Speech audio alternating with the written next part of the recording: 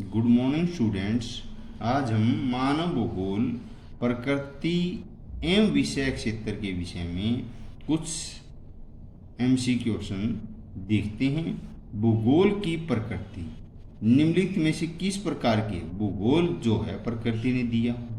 भूमि के गर्भ के अंदर से कोई चीज निकाली तो उसमें आंतरिक और समन्वय पाया गया है। भूगोल की दो मुख्य शाखाएं कौन सी होती हैं? भूगोल की दो मुख्य शाखाएं भौतिक भूगोल और मानव। एक तो प्रकृति ने आपको दिया हुआ है, एक मनुष्य द्वारा बनाई हुई चीजें होती है मानव भूगोल। यूनिवर्सल ज्योग्राफी पुस्तक किसने लिखी? कलुवेरियस ने लिखी। यूनिवर्सल ज्योग्राफी पुस्तक लिखी कलुवेरियस ने। ज्योग्राफिया जर्नलिसिस सामान्य भूगोल जिसे कहते हैं किसने लिखा? बर्नार्ड वेरेनियस ने। ज्योग्राफिया जर्नलिस्ट नामक पुस्तक के दो भाग हैं, सामान्य भूगोल और विशिष्ट भूगोल कागा। ओरिजिन ऑफ स्पीसीज पुस्तक जो डार्विन की रचना है कब प्रकाशित हुई? 1859 में, 1859 में। ओरिजिन ऑफ स्पीसीज नाम पुस्तक लिखी चार्ल्स डार्विन ने। History of civilization of Finland नाम पुस्तक लिखी बकल ने। एंथ्रोपोजोग्राफी नामक ग्रंथ किसने लिखा? रेडजेल ने। आधुनिक मानव भूगोल का जनक किसे कहते हैं? रेडजेल को। अर्धकुंडे नामक पुस्तक किसने लिखी थी? कॉल रीटर ने। प्रिंसिपल डी ज्योग्राफी वुमेन नामक प्रसिद्ध पुस्तक किसने लिखी? विडाल डिला ब्लास ने। भूगोल के अध्ययन के लिए मानव भूगोल कब एक विशेष शाखा के रूप में उभरा? 19वीं शताब्दी के पूर्वार्ध यानी कि पहले। मानव भूगोल क्रियाशील मानव और अस्थिर पृथ्वी के परिवर्तनशील समुद्रों का अध्ययन है। ये किसने कहा? कुमारी सैंपल ने। मानव भूगोल का उद्भव कब भौगोलिक अध्ययन की विशेष शाखा के रूप में हुआ था? 19वीं शताब्दी के पूर्वार्ध में, शताब्दी के बाद में। निम्नलिखित कौन सा मानव भूगोल का उपक्षेत्र नहीं है? मनुष्य ये कहता है मानव द्वारा जो भूगोल में काम होता है वो नहीं है, भौतिक भूगोल नहीं है। यानी मनुष्य कौन से कार्य नहीं करता? भौतिक भूगोल में काम नहीं कर रहा। तो यानी मनुष्य जो काम कर रहा है राजनीति कर रहा है, व्यवहारिक कर रहा है, सामाजिक कर रहा है।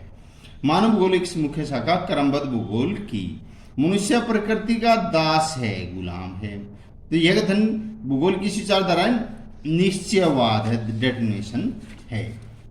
निश्चयवाद के प्रबल समर्थक जर्मन भूगोलवेता। नवनीतिवाद के प्रवर्तक थे ग्रिफर्ड टेलर। मानव भूगोल का अध्ययन करने के लिए लुसियन फेवरे और विडाल डी लाब्लास ने किस विचारधारा का अनुसरण किया था? संभववाद का, यानी पॉसिबल थी विचारधारा थी, संभववाद था। तो व्यवहारवाद किसने प्रतिपादित किया? गेस्टाल्ट संप्रदाय ने। निम्नलिखित में कौन प्रत्यक्षवाद के समर्थक नहीं थे? हैटिंगटन नहीं थे। प्रत्यक्षवाद के समर्थक थे जो BJ बेरी और विलियम बंक और डेविड हार्वे, ये प्रत्यक्षवाद के समर्थक थे। नहीं था जो हैटिंगटन नहीं था। कल्याण पर विचारधारा के समर्थक थे DM स्मिथ और डेविड हार्वे थे। कौन है, कहाँ है, क्या पाता, कैसे पाता, किस विचारधारा बिंदु है? कल्याण परक विचारधारा के बिंदु कहे गए हैं। यूनिवर्सल ज्योग्राफी पुस्तक किसने लिखी? कलुवेरियस ने। ओरिजिन ऑफ स्पीसीज पुस्तक जो डार्विन लिखी थी कब? 1859 में प्रकाशित हुई थी। एंथ्रोपोजोग्राफी नामक ग्रंथ किसने लिखा? रेडजेल ने। निश्चयवाद के प्रबल समर्थक थे फ्रेडरिक रेडजेल। प्रिंसिपल डी ज्योग्राफियन वुमेन नाम पुस्तक लिखी विडाल डिला ब्लास ने। मानव भूगोल किसकी मुख्य शाखा है? क्रमबद्ध भूगोल की मुख्य शाखा कही गई है। व्यवहारवाद किसने प्रतिपादित किया? गेस्टाल्ट संप्रदाय ने।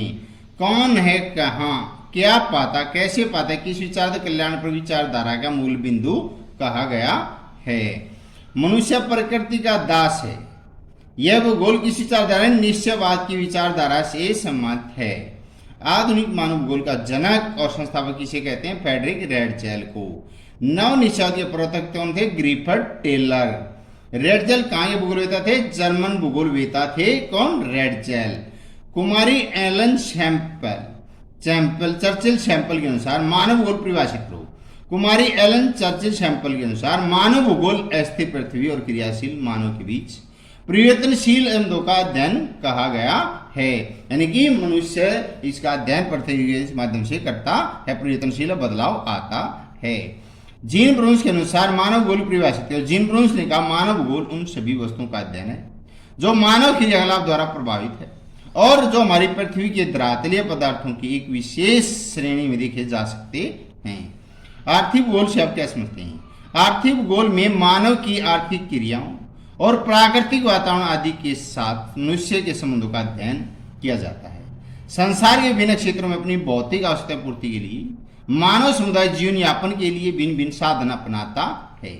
लकड़ी काटना, मछली पकड़ना, आखेट यानी शिकार करना यानी पहली क्रिया सभी, आखेट, कृषि करना, खनन, भोज्य पदार्थ व्यवसाय आदि ये सभी उद्योग है छोटे छोटे, यानी खेती सीधे सीधे ही व्यवसाय में लगे रहते हैं। जो आर्थिक भूगोल भूपृष्ठ पर मानव के उत्पादन क्रियाओं का अध्ययन करता है। आर्थिक क्रियाओं वातावरण विभिन्न तत्वों जैसे मिट्टी कैसी है, दोमट है, रेतील है, जलोढ़ है, पर्वतीय है, कैसी है, भूमि है, प्राकृतिक है, जलवायु कैसी है, प्राकृतिक है, वनस्पति कैसी है, खनिज संपदा, खनिज मिलते हैं ना मिलते हैं, यहाँ पर जनसंख्या घनत्व है, जनसंख्या कितनी बढ़ रही है कितनी घट रही है, एक क्षेत्र में कितने आदमी रहते हैं, यानी कि ये सब चीजें हैं। जहाँ पानी है तो समझो जीवन भी बहुत ज्यादा वहां पर रहता है, आदमी जनसंख्या वहां निवास करती है।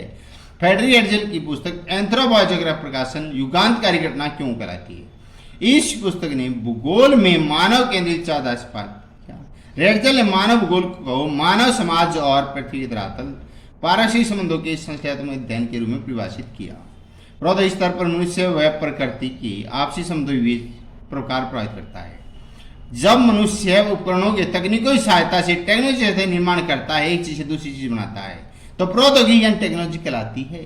प्रकृति के नियमों को ठीक प्रकार समझकर वह प्रौद्योगिक विकास करके मानव निर्माण का कार्य करता है। जैसे तेज गति चलने वाले वायुयान वायुगतिक नियमों पर आधारित होते हैं।